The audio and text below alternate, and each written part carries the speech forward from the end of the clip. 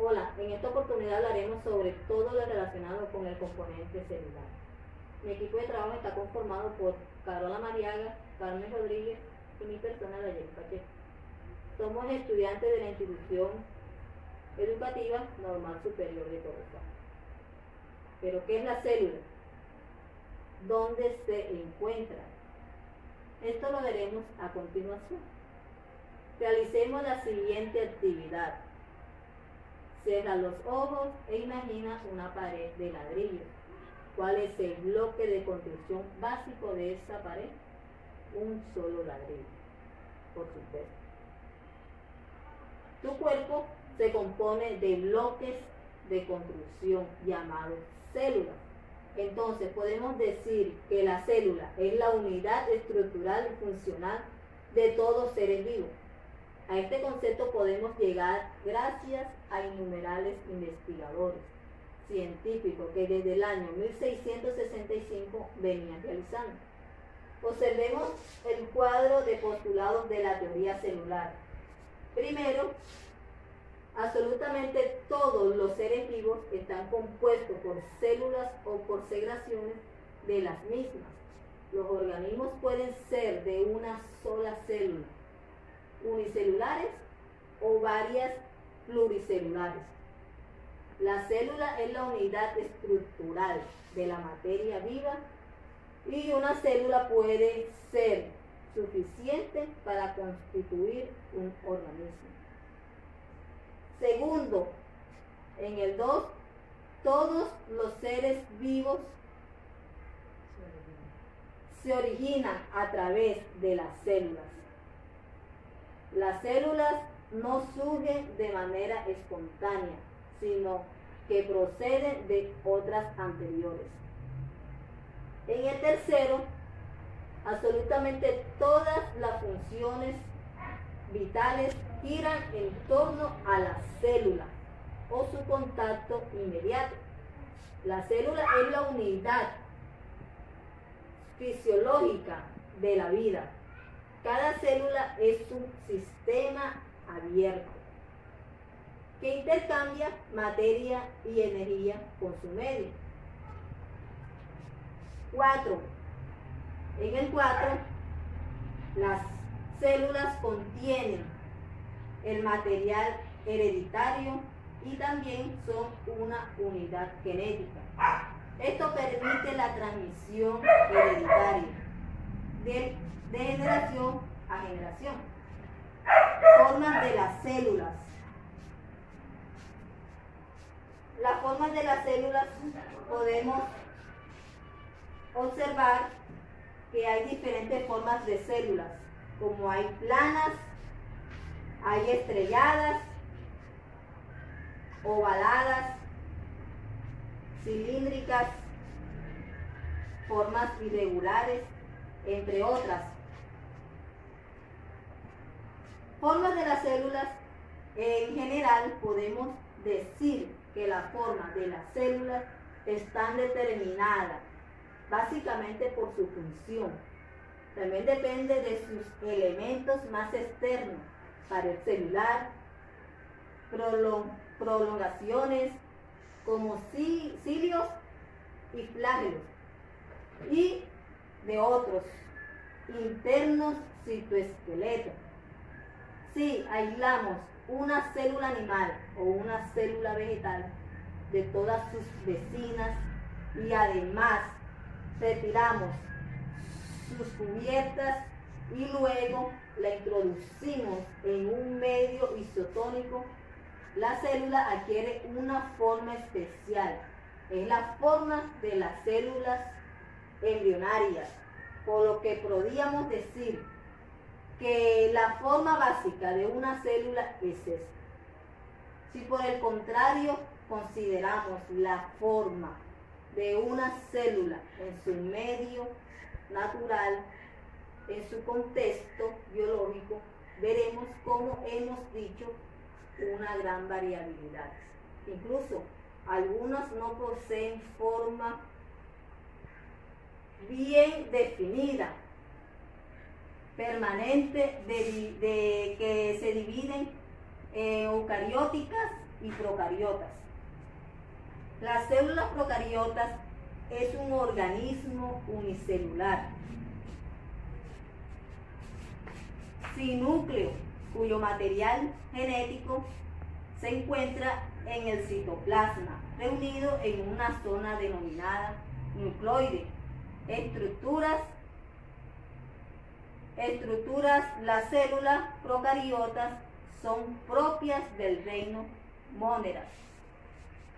Bacterias y cianobacterias tienen en común con el resto de las células de otros organismos vivos una membrana plasmática, citoplasma o material genético, pero además muestran por fuera de la membrana plasmática una gruesa pared celular. En su entorno, en su interior, son mucho más simples que las eucariotas y solo existen ribosomas y unas pequeñas invaginaciones de las membranas, llamadas mesosomas. No presentan núcleo y su ADN se encuentra más o menos condensado en una porción del citoplasma llamada nucleoide. Las células procariotas estructuralmente son las más simples y pequeñas, como todas células. Están delimitadas por una membrana plasmática que contiene pliegues hacia el interior, en el cual se encuentra el citoplasma. En el centro es posible hallar una región más densa llamada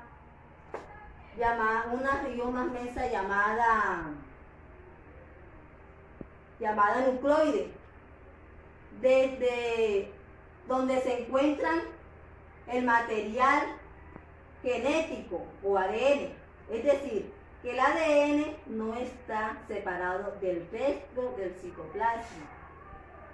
Vamos a ver las formas de las bacterias. Aquí podemos observar diferentes formas de bacterias. Hay formas bacilos y formas espirilos. Hay diferentes formas de bacterias. Entonces, hablemos ahora sobre los virus. En biología, los virus son agentes infecciosos, microscópicos y que infectan a todo tipo de organismos, desde animales, hongos, plantas, hasta bacterias y arqueas. También infectan a otros virus. En ese caso reciben el nombre de virófagos. Los virus son demasiado pequeños para poder ser observados con la ayuda de un microscopio óptico, por lo que se dice que son submicroscópicos, aunque existen excepciones entre los virus nucleocitoplasmáticos de ADN gran tamaño. Los virus se diseminan de muchas maneras diferentes y cada tipo tiene un virus. Tienen un método distinto de transmisión. Entre estos métodos se encuentran los vectores de transmisión, que son otros organismos que los transmiten entre portadores. Los virus vegetales se propagan frecuentemente por insectos que se alimentan de su savia, como los áfidos, mientras que los virus animales se suelen propagar por medio de insectos hematofogados. Por otro lado, otro virus no precisa de vectores, el virus de la gripe o el resfriado común, rinovirus o coronavirus, se propagan por el aire a través de los estornudos y la tos. La compañera le va a hablar sobre lo que son los virus. Respecto a lo que dijo la compañera, le voy a hablar sobre el coronavirus o COVID-19. Los Centros para el Control y Prevención de las Enfermedades, CDC, están vigilados acerca de un brote de enfermedad respiratoria causada por un nuevo coronavirus que se identificó por primera vez en Wuhan, China. Esta es una situación emergente que está cambiando rápidamente a los CDC. Continuarán brindando información actualizada a medida que esté disponible. Los CDC trabajan a toda hora para proteger la salud de las personas. Es función de los CDC preocuparse y actuar rápidamente cada vez que haya un problema potencial para la salud pública. Propagación de personas a personas. Se cree que el virus se propaga principalmente de persona en persona y que tienen contacto cercano entre ellos, dentro de 1 o 6 pies de distancia, mediante gotitas respiratorias que se producen cuando una persona infectada tose o estornuda. Estas gotitas pueden llegar a la boca o a la nariz de las personas que se encuentran cerca o posible a entrar a los pulmones al respirar o estar en una superficie de objetos contaminados. Podrían ser posible que una persona contagiada con el COVID-19 toca una superficie o un objeto y tenga el virus. Luego se toque la boca o la nariz, probablemente los ojos, aunque se cree que esta sea la principal causa del virus. Los síntomas del virus son ojos llorosos, fiebre,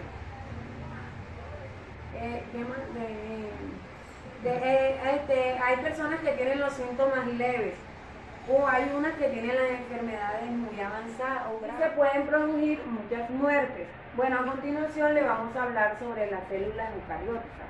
Las células eucarióticas son las que tienen un núcleo definido, donde se encuentra el material genético ADN de las células, como por ejemplo la célula animal y la célula vegetal. La célula animal y la célula vegetal. Las células eucariotas son propias del resto de los reinos de la naturaleza, protistas o hongos, animal y vegetal. Presentan una membrana plasmática, citoplasma,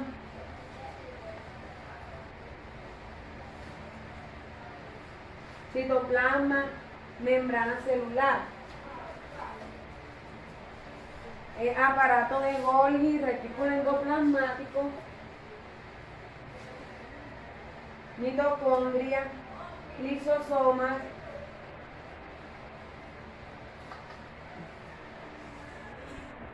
y vacuolas, etc. Los organelos, los portadores de energía, mitocondrias y cloroplastos. Estas estructuras, membrana, centriolos, ribosomas, microtúbulos, microfilamentos, núcleos. Estas células están independientes del resto del citoplasma por una membrana nuclear numerosa. Pero este núcleo tiene un ADN de la célula, condensado, cromosomas descondensados, cromatina, según el momento del ciclo celular estructural. La estructura es, las células eucariotas son generalmente más grandes que las células procariotas y se encuentran principalmente en los organismos multicelulares. Las células eucariotas también contienen otros organelos además del núcleo. Un organelo es una estructura dentro del citoplasma que realiza un trabajo específico en la célula.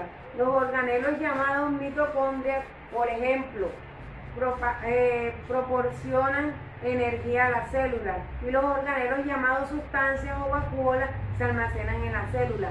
Estos permiten que las células eucariotas realicen sus funciones y que las células procariotas puedan hacer por ellos. Por ello se dice que la célula eucariota tiene una mayor especificidad.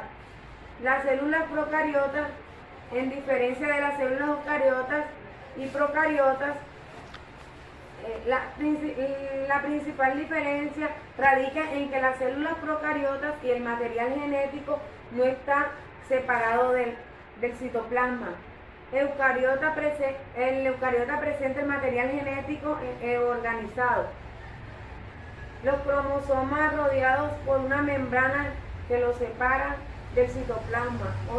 Otra de las diferencias principales entre la célula eucariota y la procariota es que los organismos eucariotas tienen un núcleo rodeado de membrana, mientras que los procariotas no. Para concluir, cabe decir que en las eucariotas el ADN se encuentra en una región del citoplasma llamada nucleoide, a diferencia de la célula eucariota, donde la información genética se encuentra en el núcleo, parte de una célula animal y una célula vegetal, y sus funciones, membrana celular, protege la célula y deja entrar y salir ciertas sustancias selectivas. La pared celular permite que el paso del agua y el aire y materiales se disuelvan y protejan con rigidez la célula. El citoplasma, su función es nutritiva y de almacenamiento y estructural. El núcleo dirige las actividades de la célula y contiene el material genético ADN y proteínas. Gracias. Hola, yo hoy les voy a hablar de la nutrición celular.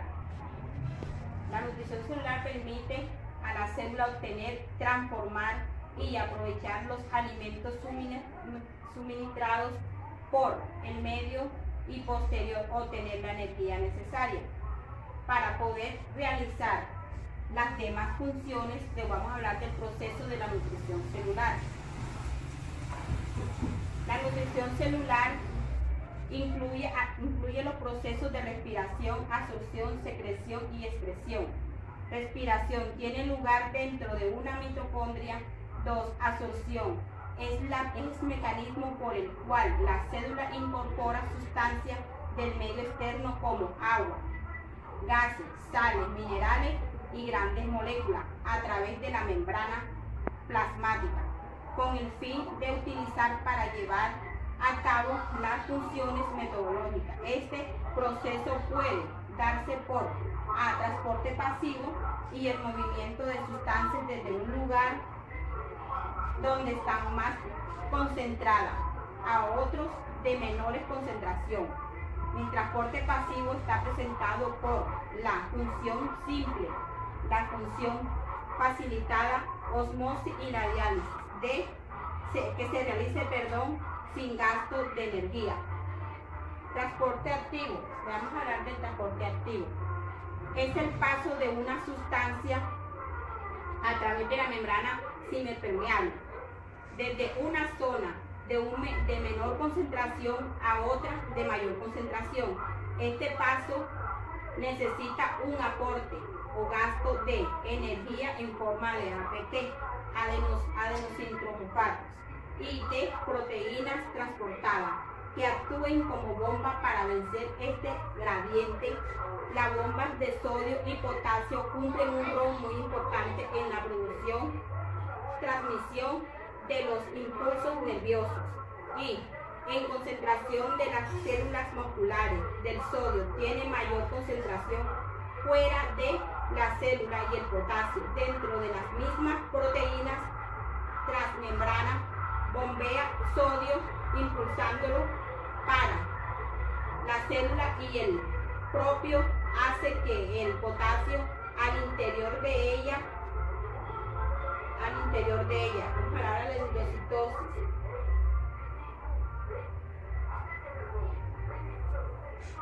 La endocitosis es la célula que utiliza la endocitosis para incorporar grandes moléculas y membrana plasmática. Se invagina y rodea las partículas. Luego se forman vesículas que transportan la sustancia al citoplasma. Hay tres formas de endocitosis, fagotosis, mitosis y endotosis, medidas por receptor. Excreción. La excreción es la eliminación de la sustancia de desecho de metabolismo celular para exterior de la célula, excreta y desecho por transporte pasivo, dióxido de carbono, transporte activo y excitosis, mecanismo del transporte a través de la membrana plasmática. Tipo de reproducción celular. Tipo de reproducción celular. Primero, dispersión. Es una división de las células madre en dos células hijas. Cada nueva célula es un nuevo individuo con estructuras de funciones idénticas a tipo de reproducción presentada por el organismo. Célula madre en división de dos células hijas. 2. Es una forma de reproducción asexual que consiste en una división bisexual al cuerpo del progenitor, que es célula madre y célula hija. Dice 3. Esporación. Esporación consiste en un proceso de diferenciación celular para llegar a la producción de células productivas, dispersivas, de resistencia llamada espora. Este proceso ocurre en hongos llamados como ameba, liquenes y algunos tipos de bacterias protozoos como el plasmodium causante de la malaria, y es frecuente en vegetales, especialmente en hongos y helechos, como estos, núcleos y esporas. Para concluir, compañeros, le vamos a mostrar para que observen un video sobre la mitosis y meiosis. Gracias. Vamos a continuación al video. La mitosis es una forma de reproducción celular en donde una célula madre da origen a dos células hijas, y estas células hijas son iguales a la célula madre, teniendo el mismo número de cromosomas y la misma información genética. Por lo tanto, no hay variabilidad genética. Antes de que ocurra la mitosis, la célula pasa por una etapa llamada interfase, que ya expliqué en el video anterior, que fue el ciclo celular. Si no lo has visto, en la caja de información te dejaré un enlace para que puedas verlo, o en la pantalla final aparecerá dicho video. La mitosis se divide en distintas fases: profase, metafase, anafase y telofase. Para que sea más fácil aprenderte el orden de las fases, te daré un consejo. Simplemente recuerda esta frase: promete, ana, tejer. Pro es de profase, mete de metafase, ana corresponde a la anafase y tejer se refiere a la telofase. En la profase, el ADN se organiza dando lugar a los cromosomas. Los centriolos se van a los extremos de la célula y empiezan a sacar unas fibras llamadas microtúbulos. Al finalizar la profase, la membrana nuclear se desintegra, dejando los cromosomas libres en el citoplasma. En la metafase, los cromosomas se pegan a los microtúbulos y quedan posicionados en la mitad de la célula. El centro de los cromosomas se llama centrómero, y en el centrómero hay unos pequeños hoyos que se llaman cinetocoro, y es aquí precisamente en donde los cromosomas se pegan a los microtúbulos. En la anafase, cada cromosoma se divide en dos cromátidas y empiezan a acercarse poco a poco a los centriolos. En la telofase, las cromátidas alcanzan a los centriolos y aparece en la membrana nuclear, formándose dos núcleos. Después el citoplasma se estira y se parte para formar dos células. A esto se le llama citocinesis. Interesante, ¿no? Acierta ciencia. Muchas gracias por ver el video. Muchas gracias. Este fue el video. que vieron. Gracias. Espero que les guste.